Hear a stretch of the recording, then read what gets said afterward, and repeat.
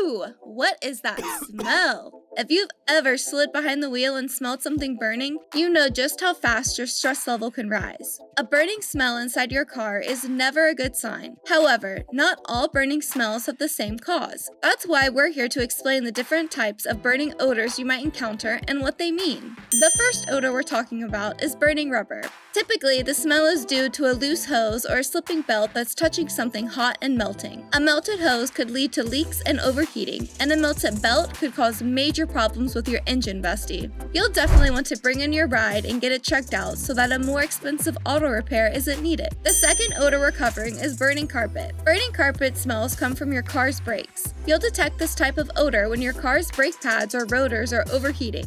It can be caused by brake pads that are too thin or calipers that are sticking.